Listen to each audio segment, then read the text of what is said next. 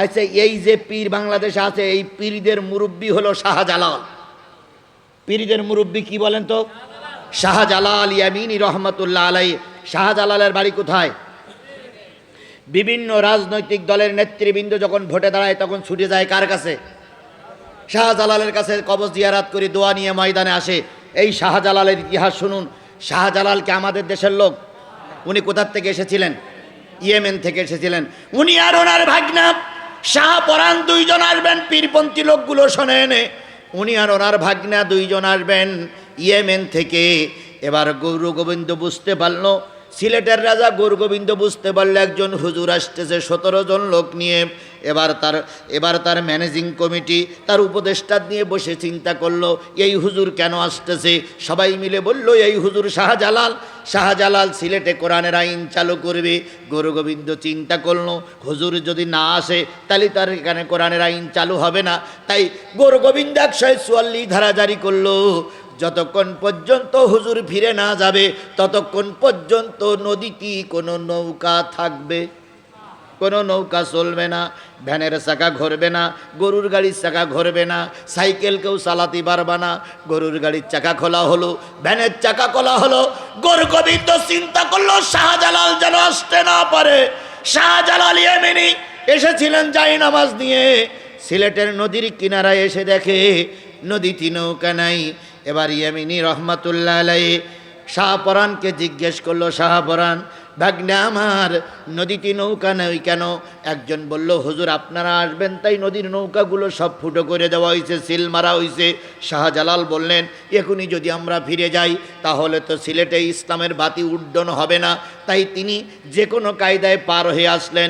কেউ বলেছে জায়ে নামাজ বিছিয়ে পার হয়েছেন, কেউ বলেছে পাথরের পরে চড়ে পার হয়েছেন, কেউ বলেছে সাঁতার দিয়ে পার হয়েছেন।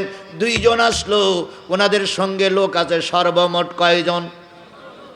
17 জন লোক নিয়ে শাহজালাল গৌর গোবিন্দরে খুঁজতে শুরু করেছে। এদিকে গৌর গোবিন্দ বিরাট এক নারীর সমাবেশ তৈরি করে সেখানে নারীদের নাচায়ার কয় হুজুর আসতে পারবে না, হুজুর আসতে পারবে না। এমন সময় শাহজালাল সেখানে আসলেন, একটা তাকবীর ধ্বনি দিলেন, নারায়ে তাকবীর, আরো জোরে নারায়ে তাকবীর। গৌর গোবিন্দর কানের ভিতর আওয়াজ পৌঁছে গেল। গৌর গোবিন্দ বলতেছে কিসের আওয়াজ শোনা যায়? কয় হুজুর এসেছে। কয় হুজুরের তাকবীর তো বিরাট আওয়াজ শোনা যায়। ওই যে গৌর গোবিন্দ ভয়ে সিলেটের নদীতে ঝাঁপ মেরে পড়েছিল, আজও আসেনি, আজও ফিরে আসেনি। তাহলে বলুন তো এই দেশে সর্বপ্রথম ইসলাম প্রচার করেছে কারা? পীর মাশায়েখ গ্রুপ। কারা বলেন, কারা বলেন? পীর মাশায়েখ গ্রুপ এদেশে টুপি নিয়ে আসছে, পীর মাশায়েখ গ্রুপ এদেশে পাঞ্জাবি নিয়ে আসছে, পীর মাশায়েখ গ্রুপ দাড়ি আমদানি করেছে। সেই পীরের ভিতর থেকে এখন কিছু কলঙ্কিত পীর হয়েছে, এরা ইসলামের ধ্বংস করার জন্য উঠে পড়ে লেগেছে। শাহপরাণ বাবা আমায় পাগল বানাইছে, পাগল বানাইয়া জানি কোথায় লুকাইছে। বাবারে পাইবারে আসে, ঘুরতে আসি দেশে দেশে, না জানি কোন দোষে বাবা লুকাই রয়েছে। পাগল বানাইয়া জানি কোথায় লুকাইছে। আবার একদল বলতেছে পানির ভিতর আগুন জ্বলে, পানির ভিতর আগুন জ্বলে, ঝড় বাতাসে নেবে না। খাজা বাবার মরিদি হইলে নামাজ রোজা লাগে না। হারাইলাম ধন মানিকি রতন, হারাইলাম ধন মানিকি রতন, আর কি ফিরে পাবো তোমার, তোমার জন্যে কান্দে ভুবন, তোমার তুলনা নাই রে, তোমার জন্যে।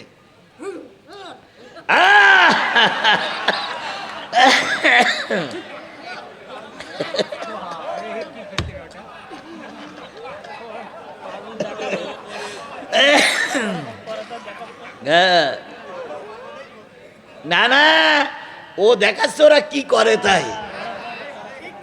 তুমি আমার দয়াল বাবা, তুমি আমার কেবলা কাবা, তুমি আমার দয়াল বাবা, তুমি আমার কেবলা কাবা, তুমি বিনা আছে কে বা অধমের এই দুনিয়া। এইরকম কিছু লোক বলে, আর কিছু লোক কয় হাইয়া হাইয়া হাইয়া। কি যে বলে আল্লাহই ভালো জানে। আমি ওই পীরদের বিরোধিতা করতে চাই না, তবে শাহজালালের অনুসারী যদি আপনি হন, শাহজালাল দেশে কোরআনের আইন চালু করতে চেয়েছিল না চাই নাই? শাহজালালের দরবারে যান, এখনো সেই কোরআন শরীফ আছে, এখনো সেই তরবারি আছে। শাহজালাল বলেছিল কোরআনের আইন মানবা, নতুবা তরবারি দিয়ে ফয়সালা হবে। আজকের পীরিরা সেই কথাটা কেন মানে না? এবার যশোরের মানুষ পীর মুরিদি করতে ভালোবাসেন, হয়তো চিন্তা করতেছেন সাতক্ষীরার জিহাদি মনে হয় পীর বিরোধী। না না ভাই, আমি পীর বিরোধী নয়, আমি ফুরপুরা শরীফের হুজুরের মানুষ। ফুরপুরা শরীফের দাদা হুজুর তথা অন্যান্য হুজুররা পালকিতে চড়ে আমাদের বাড়িতে আসতেন, তারা ইসলাম প্রচার করতেন। আমরা পীর মুরিদির বিরোধী নয়, তবে যে পীর মুরিদি ইসলামের পক্ষে নয়, আমরা তাদের পক্ষে নয়। ওলি আল্লাহর বাংলাদেশ, এই শহীদি গাজীর বাংলাদেশ, রহম করুন আল্লাহ, রহম করুন আল্লাহ। আল্লাহ আপনার প্রেমে শহীদি যারা, আপনার প্রেমে শহীদি যারা, আমরা তাদের বংশধর, আমরা তাদের বংশধর। তাদের মতে তাদের পথে কবুল করুন আল্লাহ, কবুল করুন আল্লাহ। শাহজালালের বাংলাদেশ, শাহ মখদুমের বাংলাদেশ, খানজাহান আলীর বাংলাদেশ, শরিয়াতুল্লাহর বাংলাদেশ। তাদের মতে তাদের পথে কবুল করুন আল্লাহ, কবুল করুন আল্লাহ। লিল্লাহি তাকবীর। তাহলে জাহান্নামের সামনে দাঁড়াই আছে কয় গ্রুপ? 1 নম্বর কি? 2 নম্বর চাঁদাবাজি, গরিবের মাল খাওয়া বাটি। 3 নম্বর দিন কায়েমের বিরোধী শক্তি, যারা দিন কায়েম বাংলাদেশে চায় না। এরা টুপিওয়ালা হোক, বক্তা হোক, মুরব্বী হোক, পীর হোক, ইমাম হোক, জাহান্নামে যাওয়া লাগবে।